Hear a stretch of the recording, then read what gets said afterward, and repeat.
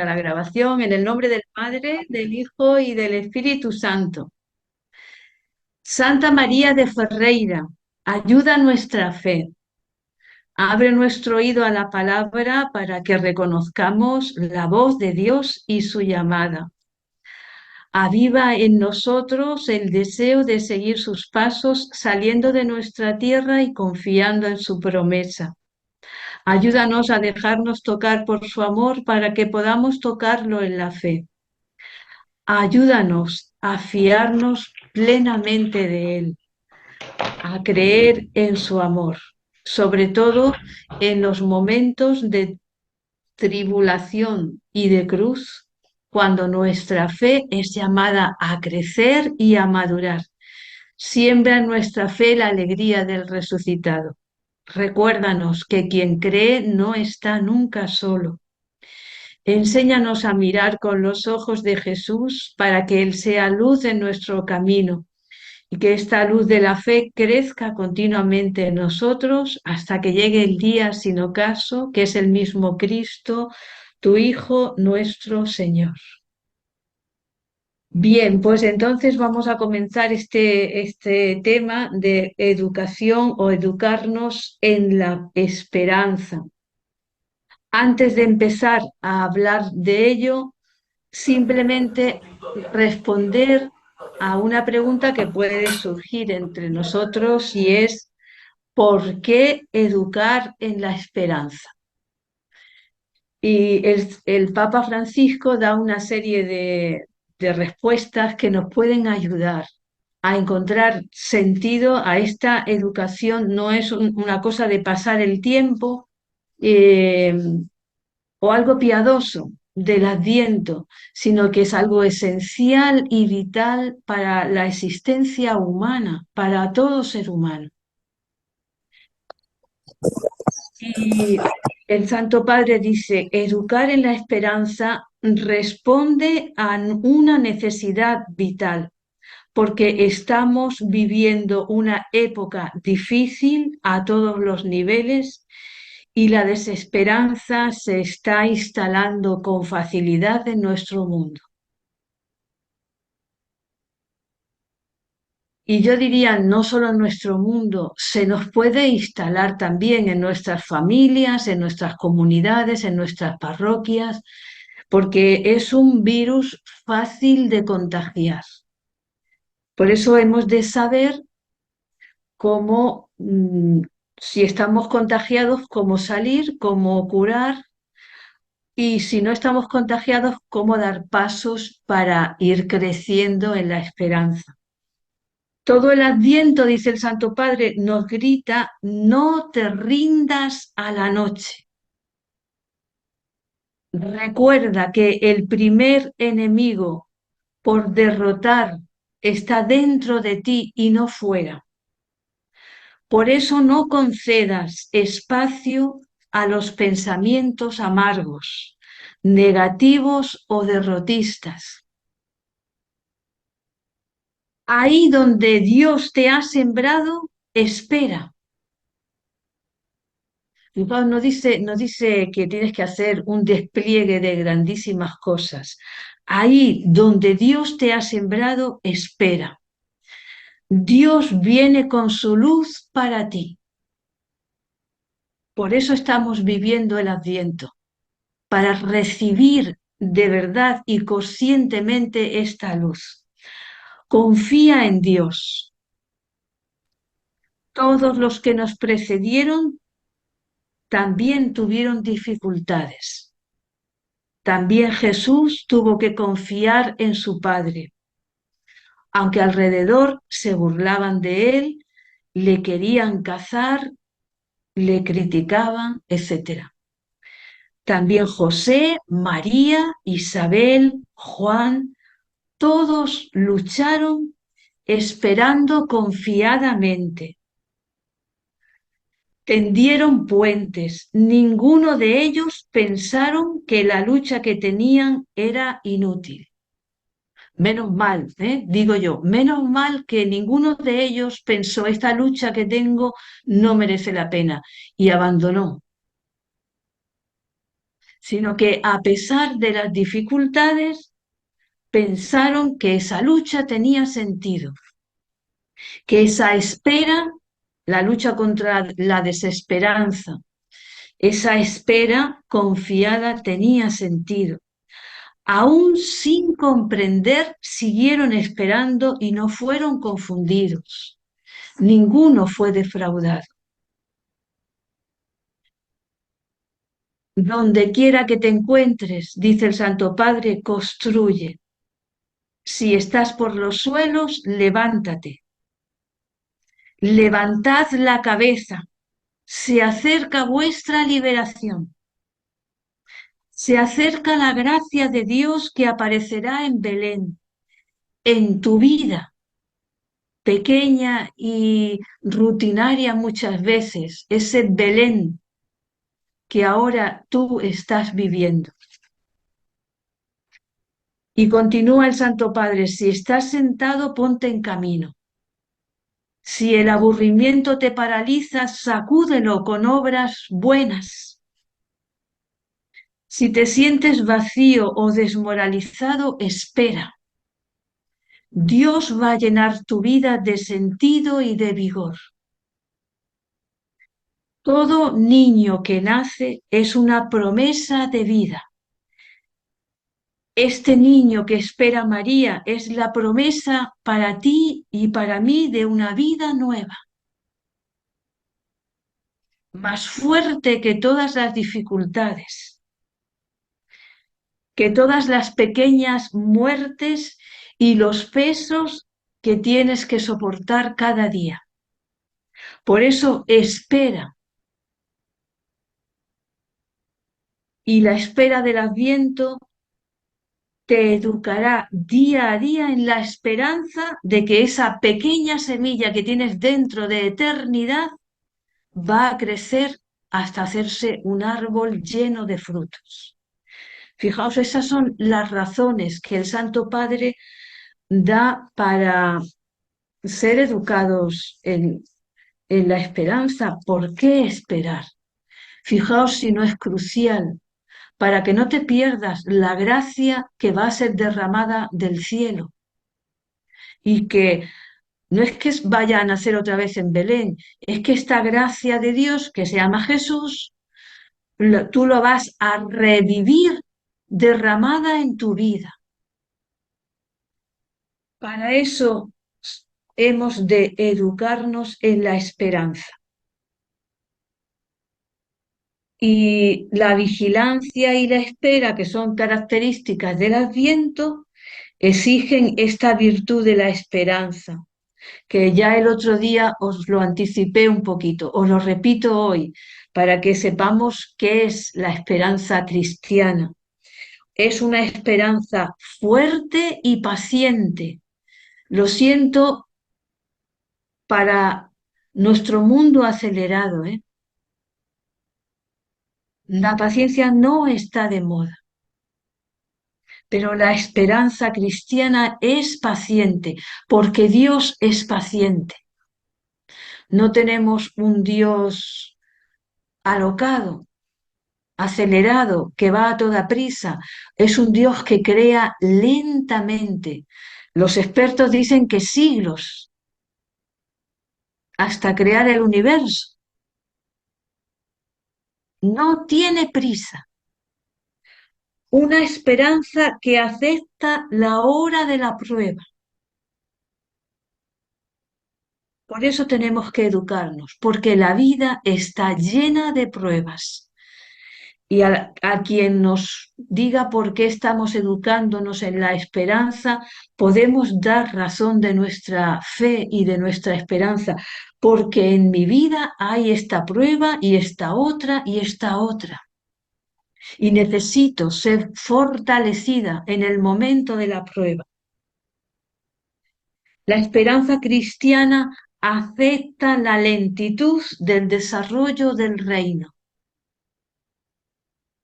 Una esperanza que se abandona en el Señor. Una esperanza que nos libera de las impaciencias y de los frenesís por el futuro programado. ¿Os acordáis que os lo dije el otro día? Y la Iglesia, que es nuestra madre, que nos educa con la ternura de una madre, nos dice primero en el Adviento, para educarnos en la esperanza, primer paso, mirar a María.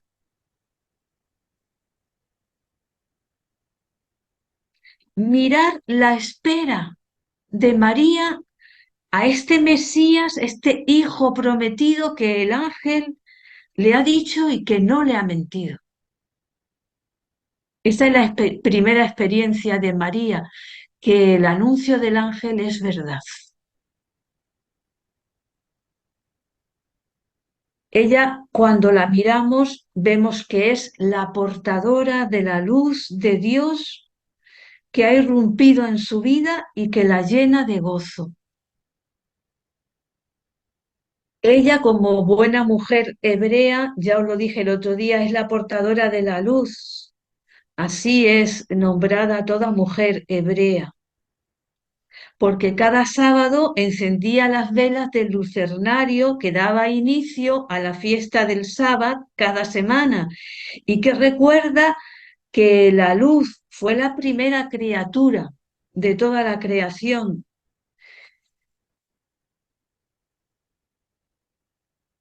Y por eso ella ahora lleva en su seno la luz del mundo. Así que la primera y el primer símbolo que nos aparece a nuestros ojos cuando miramos a María es la luz. Lleva la luz del mundo.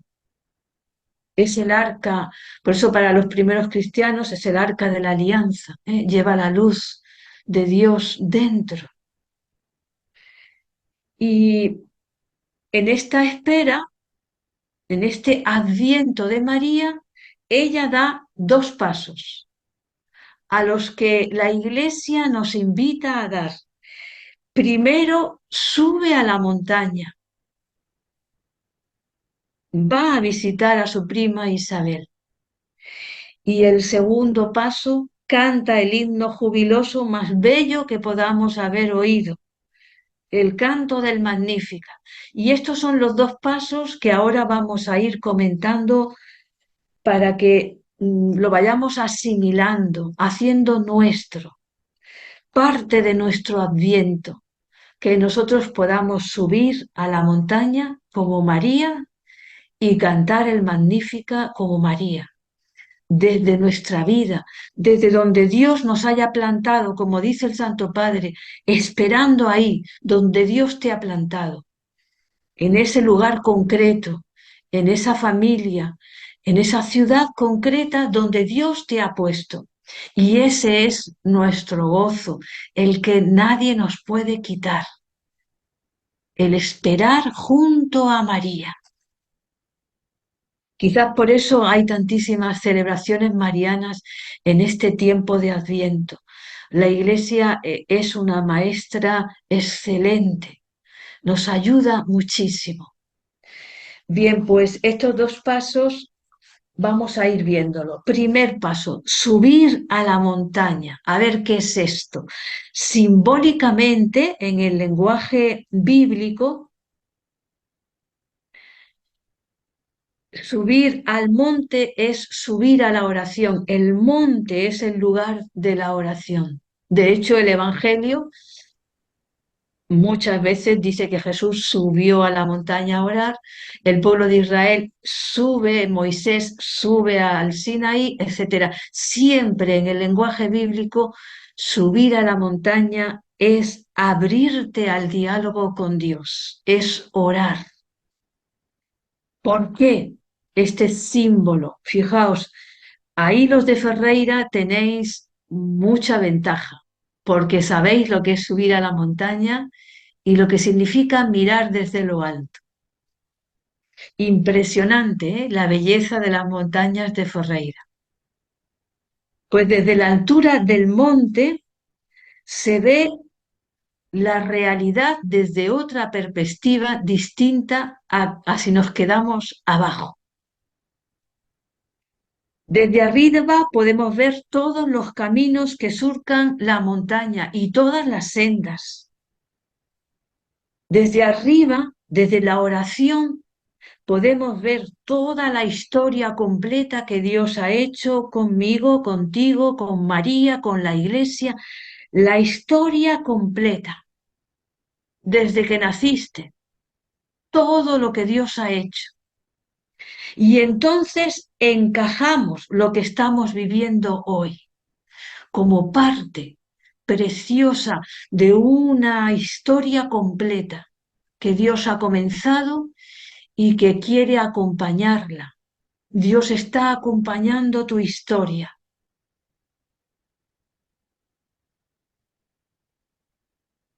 Dios está realizando un camino contigo y te lleva a la vida eterna. Cada paso lo das con Él. Pero es bueno que tú te pares, subas a la montaña, ores y lo veas. Veas toda esta historia. Cuando nos quedamos abajo, en nuestro mundito, en nuestras luchas, en nuestras faenas, dando vueltas a nuestras luchas, todo nos agobia. Nada tiene sentido. No podemos discernir lo que viene de Dios, lo que Él quiere decirnos en esta lucha de hoy concreta, porque estamos solamente en la lucha de hoy, pero la hemos desgajado de toda la historia. No la desgajes, únela. El presente, únelo a toda la historia que Dios ha hecho contigo y verás el sentido de lo que estás viviendo hoy. Hay que subir a la montaña como María. Desde allí podremos ver la historia como un lugar lleno de bendiciones. Tu vida está llena de bendiciones. Tú eres llena de gracia porque estás llena de bendiciones de Dios. Aunque haya pecados en tu vida, aunque haya límites, aunque haya fallos, tu vida está llena de la gracia. Se derrama continuamente en ti. Necesitas por eso subir con María a la montaña y pararte a ver. María no se mira a sí misma como si fuera una ególatra. No se queda pensando en todo lo que le ha caído encima cuando ha dicho sí.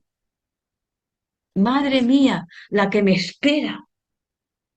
¿Cuántas dificultades voy a atravesar? No dice nada de eso. Porque la vida se le ha complicado a María. Pero ella, ¿sabéis lo que hace? Se fía de Dios en vez de quejarse y decir, pero ¿cómo me has complicado la vida de esta manera? Si el Mesías tiene que ser expulsado, tiene que morir fuera del campamento, dicen los profetas. María no dice nada de esto. Ella sube corriendo a la montaña con prontitud. Rápido, dice la Escritura,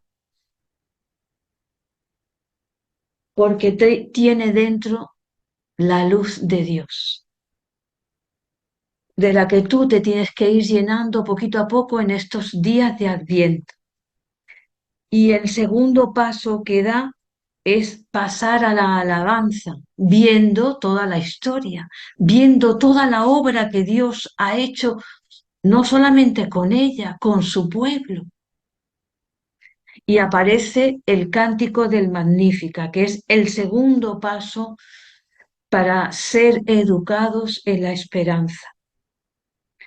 El Magnífica es, dice la Verbum Domini, la explosión de alegría de una mujer que ha dicho sí a la palabra de la alianza con Dios. Y en ella la palabra se convierte en forma de vida. Es decir, lleva la palabra en sus entrañas, no se conforma con escuchar la palabra, el mensaje, hace una apertura del corazón tan grande que el verbo se hace carne. No pone ninguna resistencia a la palabra de Dios.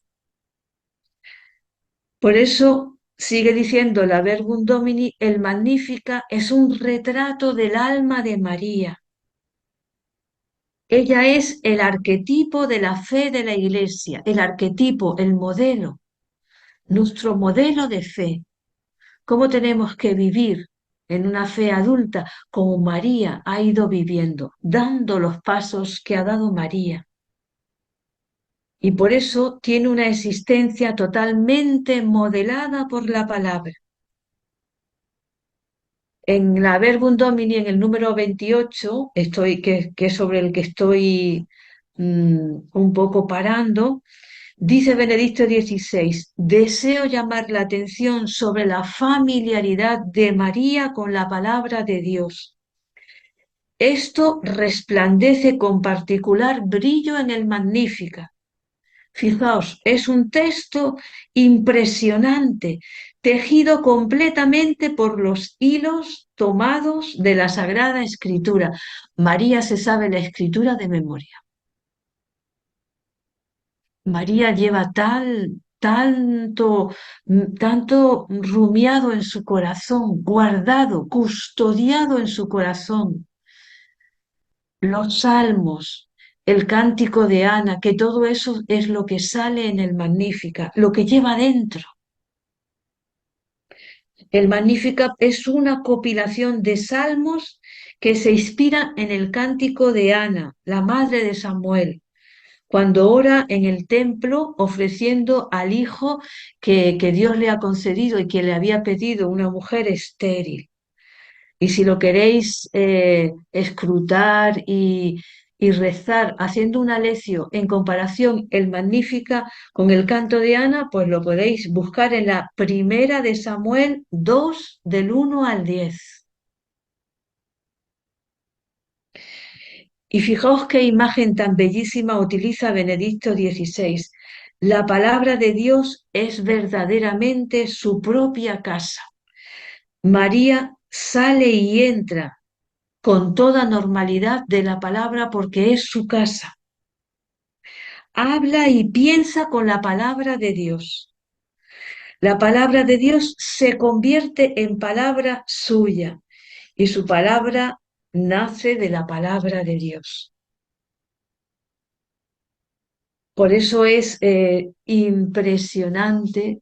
María es la mujer de la lección divina.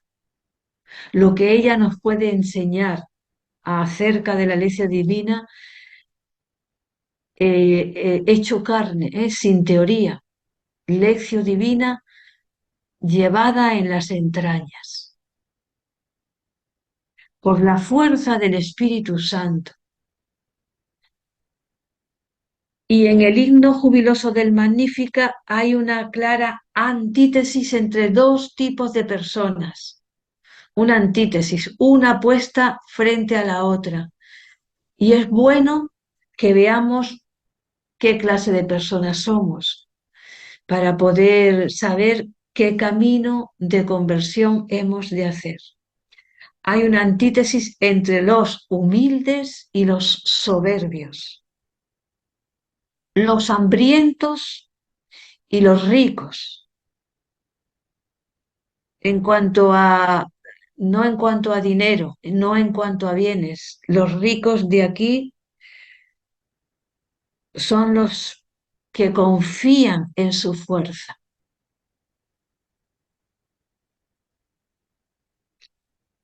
Y la acción de Dios sobre cada uno de ellos, porque Dios no rechaza a ninguno, pero actúa de diferente manera sobre el humilde y de otra manera sobre el soberbio. Dios hace salir el sol sobre buenos y malos, pero actúa a la medida de lo que cada uno necesita. Vamos a ver quiénes son esos humildes y quiénes son esos soberbios. María está en el grupo de los humildes.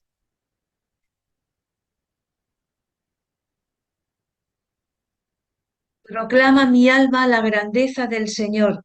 Se alegra mi espíritu en Dios mi Salvador, porque ha mirado la humillación de su esclava. Decimos en el Magnífica. Literalmente es porque ha puesto sus ojos en la pequeñez, el lugar bajo en el que estoy. Porque la palabra griega es tapeinos, que significa pequeño, insignificante, humilde, pero en el sentido de colocado en un lugar bajo,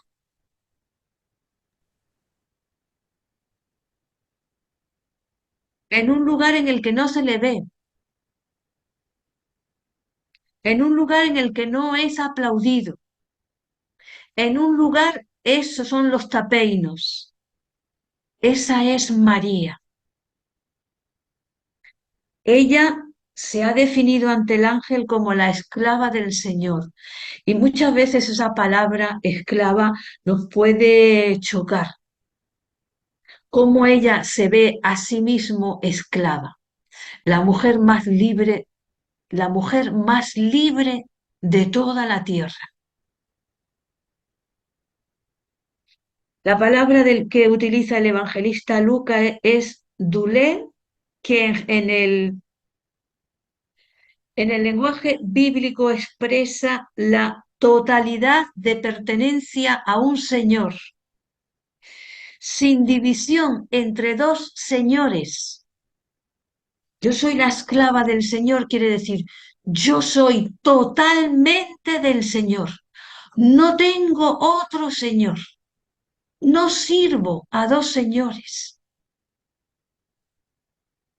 Y esta palabra solamente aparece en el Nuevo Testamento 3 veces. Es un trilegómeno, se llama así. Aparece aquí cuando le dice al ángel, yo soy la esclava del Señor, Lucas 1:38, que testimonia su suprema disponibilidad y prontitud al plan de Dios. Es decir, yo solo sigo el plan de Dios, disponible a este único Señor, porque no tengo un corazón dividido, soy la esclava, no tengo un corazón dividido, soy la esclava del Señor, solo pertenezco a Él. En la segunda vez que aparece es en el Magnífica, donde ella expresa que Dios ha puesto sus ojos en la pequeñez de su esclava, ha puesto sus ojos en la pequeñez, en el lugar de abajo donde me han puesto, aunque tengo el corazón unificado, unificado de un solo Señor, sin ídolos. Y también aparece, tercera vez que aparece en el Nuevo Testamento, por eso los tres textos están relacionados. Es en Hechos de los Apóstoles 2:18, en el llamado discurso de Pedro, en Pentecostés, cuando Pedro está diciendo, no, estos no están borrachos, ¿eh? Es que ha venido el Espíritu Santo, se está cumpliendo lo que el profeta Joel dijo. Y entonces cita al profeta Joel y dice, él dijo, derramaré de mi espíritu sobre toda carne y profetizarán vuestros hijos y vuestras hijas. Vuestros jóvenes verán visiones y vuestros ancianos soñarán sueños. Y sobre mis siervos y mis siervas, aquí está la palabra dulé, derramaré mi espíritu y profetizarán. Un hebreo cuando oye esta palabra la relaciona con el profeta Joel. Sabe que esa esclava es sobre la que se ha profetizado Joel que se derramará el Espíritu de Dios. Y es verdad, se ha derramado, se ha cumplido la promesa de Joel, Ella es la esclava sobre la que se ha derramado el Espíritu de Dios. ¿Cómo no va a ir gozosa María viendo que Dios es fiel, que el amor de Dios es fiel, que es lo que anhela todo corazón humano? Por tanto, la palabra esclava aquí no tiene una connotación peyorativa. María sirve completamente al Señor sin división con otros señores. Es su esclava. Y sobre ella ha sido derramado el Espíritu de Dios. Este Magnífica, sobre el que aparecen estos humildes y estos soberbios, tiene como dos secciones. Una primera que son del verso 46 al 50 y una segunda sección que es del verso 51 al 55.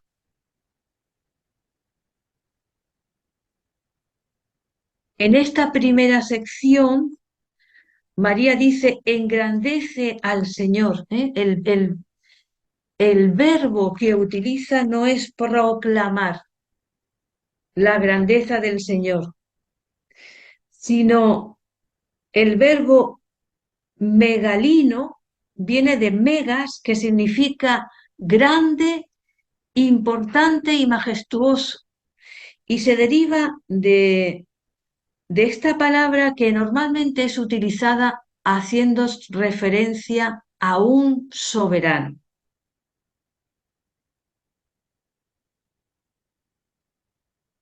Por tanto, María, delante de su prima Isabel, proclama que Dios es soberano, que Dios es rey, que no hay otro rey en su vida y que no ha mirado de pasada sobre ella, sino que permanentemente ha puesto sus ojos en la humildad de su esclava, ha puesto sus ojos, está en un tiempo verbal que se llama aoristo, que indica que esa acción es permanente en la historia. Desde que empieza ya no termina esa acción nunca jamás. Ese tiempo verbal no existe en el español. Tenemos el pretérito, el pluscuamperfecto, el presente, ¿verdad? Pero el aoristo no existe. Sin embargo, en el Magnífica hay 7 aoristos, es decir, acciones que no se terminan nunca en la historia. Una de ellas esta.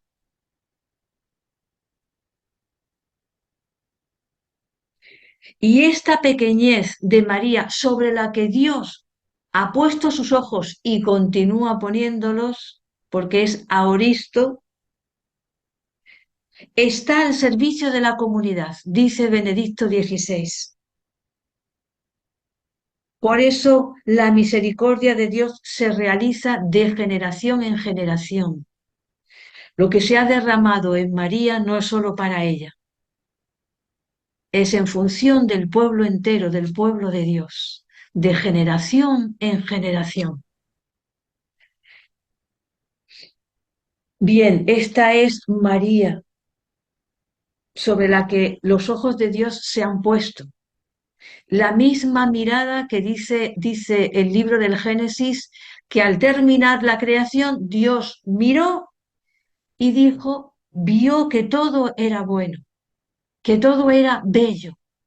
Esos mismos ojos se han posado en María. La Iglesia nos llama a estar en este camino de los tapeinos, de los humildes, para que los ojos de Dios estén puestos en nosotros. En función de toda la Iglesia y en función del mundo entero, para que de generación en generación sea de nuevo derramada la misericordia de Dios. Y esta generación lo necesita. Pero queda claro quién es María, quién es esta esclava, esta tapeinos, esta humilde, ¿verdad? Bien, pues ahora vamos a ver en la segunda sección los soberbios. ¿Quiénes son esos? Hiperefanos son los orgullosos, los que tienen están por encima, hiper, por encima, tapeinos abajo, colocados abajo, los orgullosos por encima de todos, impermeables a la gracia de Dios, dice el diccionario, los impermeables a la gracia de Dios. Tal como dice la primera de Pedro 5:5, revestidos de sentimientos de humildad, como esclavos unos de otros. ¿Por qué? Para que seáis como María, para que seamos como María. Pero esta esclavitud no es un servilismo, es tener el corazón unificado, ser esclavos de Dios solamente y entonces sirvo a los demás, claro que sí, unos a otros.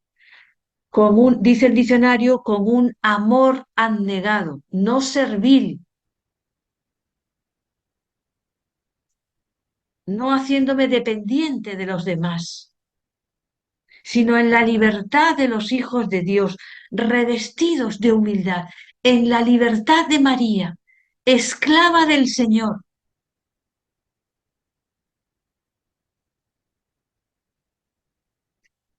Y la meta de esta humildad no es que nadie te ponga una corona, porque nadie le puso una corona a María. Se la ponemos ahora. En vida, nadie le puso una corona. Es solamente en función de que haya una vida pacífica y armoniosa sobre la tierra. Para eso fue su sí, para que el Rey de Reyes, pacífico, reinara sobre la tierra.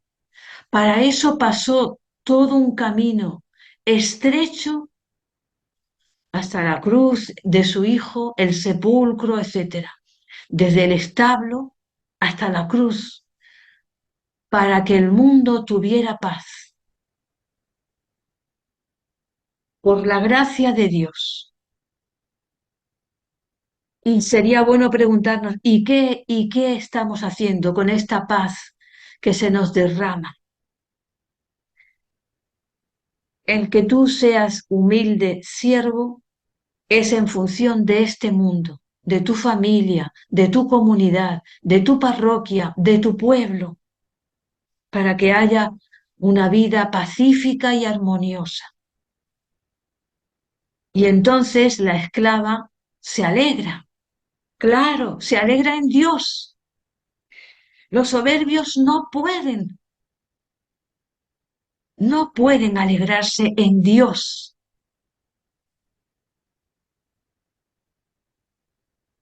Dice el diccionario que esta humildad es renunciar al deseo de darse a valer y de renunciar a toda superioridad. Y es facilísimo que caigamos en una soberbia, en un afán de que todos me valoren, de que alguien sepa lo que estoy haciendo, porque yo todo ocultamente no puede ser. Alguien tiene que darme alguna vez alguna palmadita. Pues fijaros, no es necesario. Para que te alegres en Dios, no es necesario que nadie te dé una palmadita, solo que la gracia de Dios sea derramada. Y para eso es el Adviento, para ir abriendo tu corazón a la gracia de Dios. A estos soberbios Dios los desbarata, mm, literalmente dispersa, ¿no? Decimos, derriba del trono a los poderosos y dispersa y enaltece a los humildes, pero literalmente es dispersa los proyectos del corazón del soberbio. Lo que pasa es que no tenemos una palabra dianoia, no tenemos una palabra que podamos traducirla literalmente. Hace referencia a los pensamientos y a los proyectos que orientan la vida entera, pero no tenemos una palabra. Dios dispersa, desbarata esos proyectos de los soberbios a su tiempo, cuando Él quiera, al ritmo de Dios, que es paciente, despacito, para darle tiempo al soberbio a convertirse. La paciencia de Dios es nuestra salvación, porque nos da tiempo a volver, a ir haciendo, entrando en un nuevo nacimiento, a una vida nueva,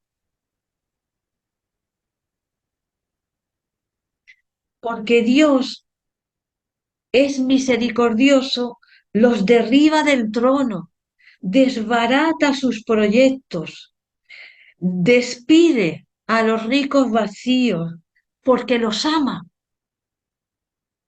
esperando su conversión, esperando su vuelta, esperando que sintiendo el vacío vuelvan al Señor. Al pueblo de Dios lo auxilia, lo lleva bajo su amparo, lo enaltece, lo llena de bienes a los humildes, pero no a los humildes por poco dinero, a los humildes como María, esclava, con el corazón unificado, con un solo Señor.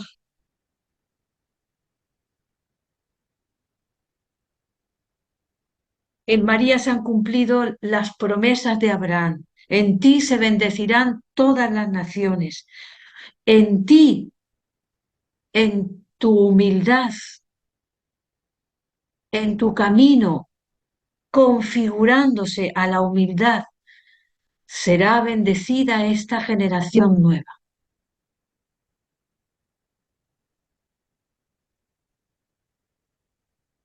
Y en ese, decía un profesor mío, en ese me felicitarán todas las generaciones, es como una orden dada por Dios a la historia, por boca de María. Es como si Dios hubiera dicho a todas las generaciones, felicitad a María, bendecida María, como Isabel la ha bendecido. Bendita tú entre las mujeres, bendito el fruto de tu vientre. Es como el deseo de Dios para todos nosotros. Y este paso del Magnífica, el paso más fundamental para irnos educando en la esperanza. Hay dos brevísimos comentarios que os voy a hacer partícipe de Benedicto XVI, uno, y de Francisco, el otro, un trocito, no el comentario entero, al Magnífica, porque merece la pena, nos aclara este bellísimo canto de las vísperas de todos los días, nos aclara muy bien lo que estamos cantando y rezando, para que lo vayamos encarnando en nuestra vida. Benedicto XVI al Magnífica le llama el canto de los anahuín, que son estos humildes, estos pequeños, en hebreo anahuín, tapeinos en griego, que dice Benedicto XVI, estos anahuín son los que se reconocen como pobres. Es decir, no es que tengan mucho dinero o poco dinero, es que son los que se reconocen pobres, con limitaciones, colocados abajo, sin mucho brillo. Y Benedicto XVI dice, el primer movimiento del canto, que son del 46 al 50, como yo os he dicho, es la voz de la Virgen en primera persona y canta solo ella. Y dice, mi alma engrandece, mi espíritu se alegra, en mi Salvador me felicitarán todas las generaciones. Es como el alma de esta oración, que es la celebración de la gracia de Dios. y María la está cantando, porque esta gracia de Dios ha irrumpido en su alma y en su existencia y en sus entrañas. Y entonces ella en primera persona canta. Es el testimonio personal de una mujer que tiene conciencia de una misión que desempeñar en favor de toda la humanidad, en favor de toda la humanidad. Y ay de nosotros si ella hubiese dicho que no. Pero gracias a que dijo que sí, la gracia se derrama hoy sobre tu vida y cada día sobre tu vida y sobre tu historia personal. Ella supo mirar su historia personal inserta en toda la historia de la salvación, como una historia de misericordia de generación en generación. Y atención, que es gracioso, dice Benedicto XVI, y el segundo movimiento del Magnífica, que es del 51 al 55, como os he dicho, es un canto coral. Así que la primera parte es un solista, es María que canta. Y la segunda parte del Magnífica es un canto coral.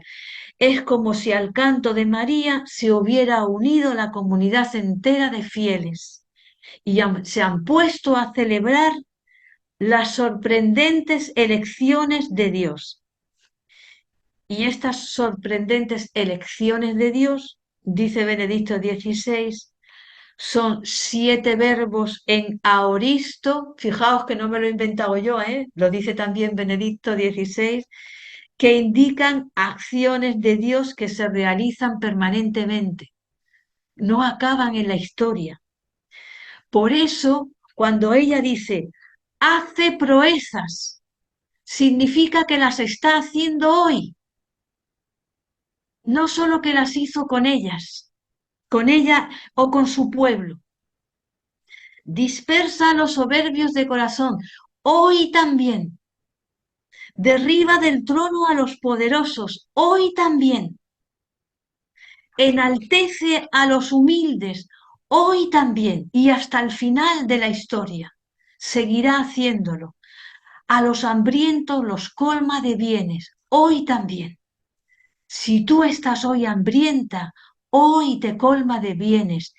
Él, como colmó a María, la misma acción de Dios.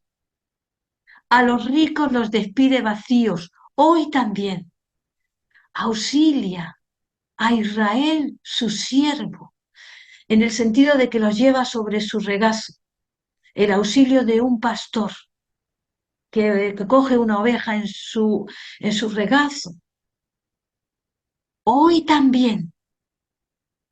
Y si no recordad el Evangelio de hoy, esa acción sigue haciéndola Dios, no ha parado, ni un siglo, no se cansa. Por eso dice Benedicto XVI, en estas 7 acciones se nos revela el estilo de actuar de Dios. Se pone siempre de parte de los últimos.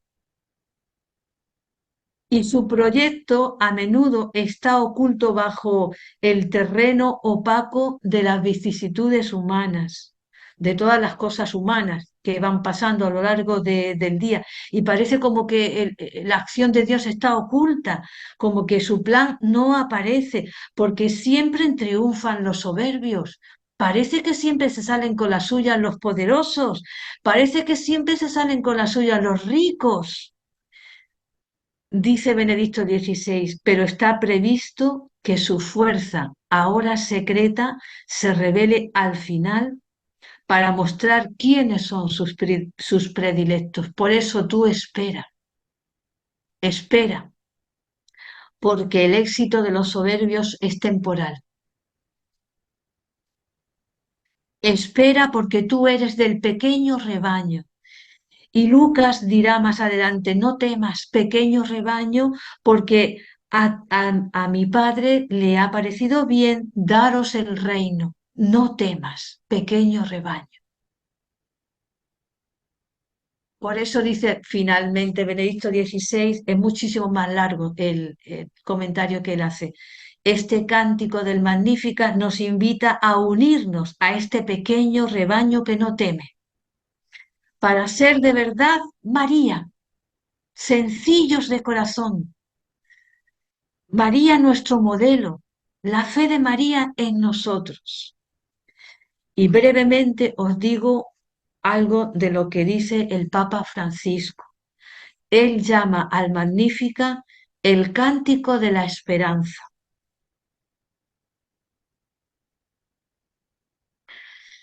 Dice, María acoge el saludo de Isabel, que es una bendición, le dice, bendita tú entre las mujeres, y le responde a esta bendición con el cántico de alabanza que llamamos el Magnífica. No le dice, hoy qué bendita eres tú, Isabel, y que no le adula, no le responde para quedar bien, no, directamente se pone a exultar sobre las grandes cosas que el Señor ha hecho en ella. Contempla la obra de Dios a lo largo de la historia de su pueblo. Y dice, derriba del trono a los poderosos porque a lo largo de la historia los ha derribado, enalteció a los humildes, etcétera, ¿no? Dice el Papa, y podemos pensar, María, eres una exagerada, describiendo el mundo que no existe, porque no corresponde a la realidad. El terrible Herodes sigue estando en su trono. Los pobres y los hambrientos que te rodean en los caminos de Palestina siguen teniendo una vida miserable.